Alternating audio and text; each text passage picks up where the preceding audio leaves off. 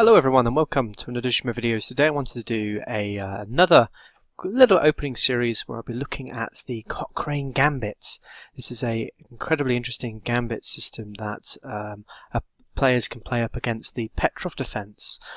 So let's go into the little mainline position and sort of explain where we go from there. So let's go e4, e5, knight f3, knight f6. So we enter into what is known as the Petroff defense, or the Russian game. So the Petroff defense has a real reputation of solidness. So at grandmaster level, it's a fantastic weapon to equalize positions. And really, as you can see here, what you'll find in a lot of the mainline positions is although black will get maybe a little small space disadvantage, he has a really compact, quite strong defensive position. It can be really difficult for whites to break down it. That said, white gets quite a lot of advantages in the mainline positions. He will get a small space advantage and hopefully a real quick development advantage, but it can be quite a difficult system to play against as whites. Typically, the Petroff is seen less often than your normal Rye Lopez type positions with knight c6. Even to the Philidor, you might see that a little bit more often than the Petroff. So it's a little bit of a rarer opening to play against, but it's still a very difficult defensive system to play against, particularly in the main line, if white isn't too sure what he's doing. So this is why I'm going to recommend, if you want a really aggressive way of playing against this, I'm going to first recommend taking here on e5. So this is the main line, we're capturing the pawn. And after d6, instead of moving this knight back to f3, which is the main line, or going to maybe c4, here I'm going to be recommending capturing on f7. And this is the start of our little gambit series. So the Cochrane Gambits, what are we doing here? Well, white is actually sacrificing his knight. Now, black will have to capture here, but he's got no other moves. He's fought the queen and the rook, so he has to take the king. And, well, what is white getting here? Well, after the move d4, white is getting a few things here. He's getting a space advantage. He's got complete control of the centre at the moment. Black has a very awkwardly placed king on f7. And as a result, black will need to at some point move this king again. It also can't castle as well, so it's very difficult to get into a safe position early on. And more importantly, because this king has to move again and spend another tempo moving, white tends to get a good lead in development and can really put the pressure on black in a lot of setups. So this is I guess the starting position where we're going to take this study, and from here there are about 11 different moves that have been played. Very quickly, I will just very quickly mention that there is a fantastic book written by Chris Cook. It's called The Startling Opening Repertoire for Whites, and in fact he recommends the Cochrane Gambit as an effective way of defeating, or so much getting a very startling position against black in the Petroff defense. And I'm going to be using some of the lines that he's recommended from that book, and from here he says there's about 11 different moves that have been played. If I open up the Lichess opening book, that sounds about right. In fact, when I look at the Lichess, there's, I think from the looks of it, 6, 7, 8, 9, 10, 11, 12 moves that have been played from this position. So in today's little introduction, I'm going to show you what not to do. And that's the move knight takes on e4. It looks like a natural move. We're taking a pawn, but it's in fact a really greedy move. And you'll see here that this black king is just far too exposed on f7. And we're going to quickly see how that's going to be a problem for him. So, queen came to h5. This is check. And there are two moves here. If he played g6, well, white will just simply recover the knights and be up in the position, so this is quite good for white here. So g6 wouldn't be played.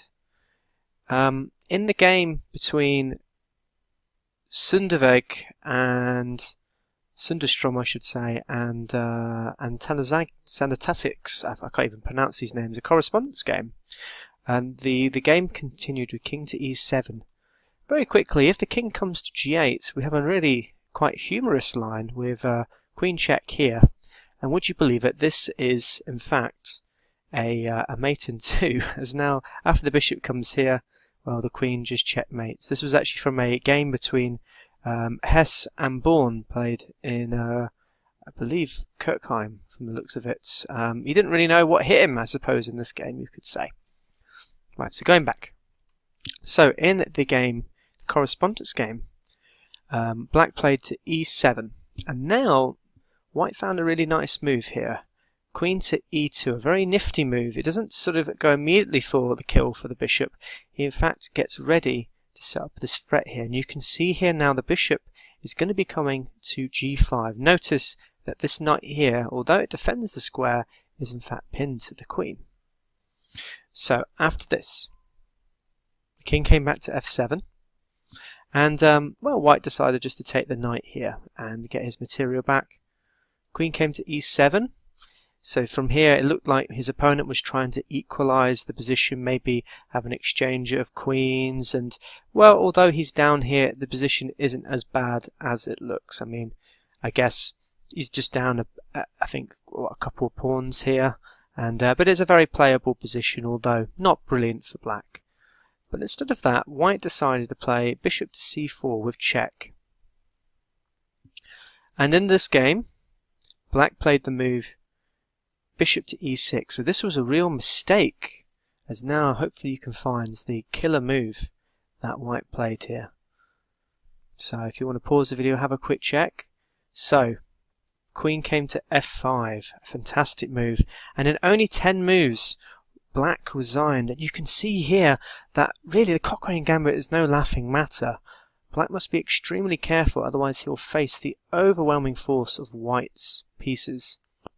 So to recap then, what does White get from this mainline position? Well, for a knight for 2 pawns, he is getting a lead in development, a space advantage, and a really strong attack against the Black king.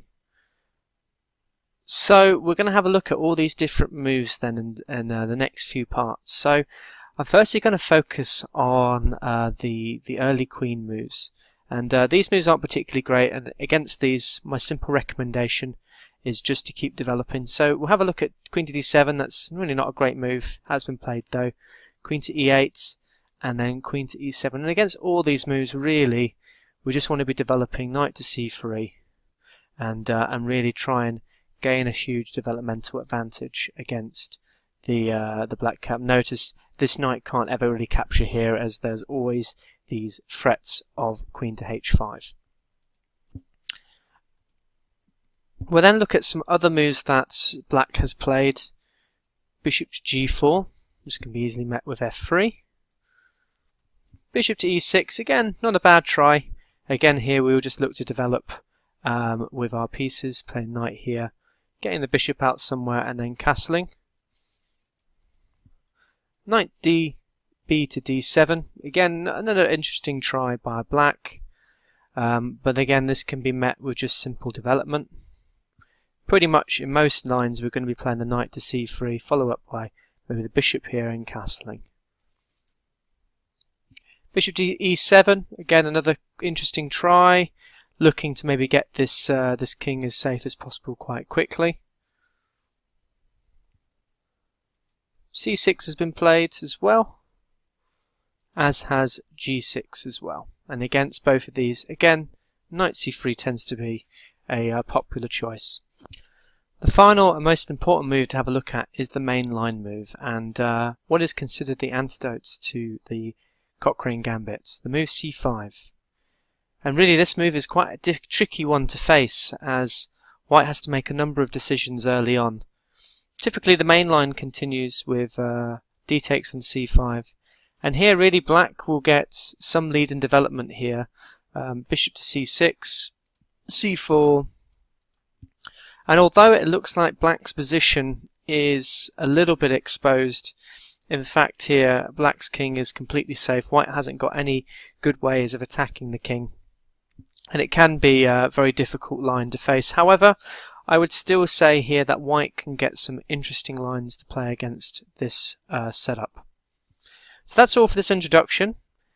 I hope you enjoyed this video, and I hope in the next few parts we'll show the strength of the Cochrane Gambit. Thank you. Bye.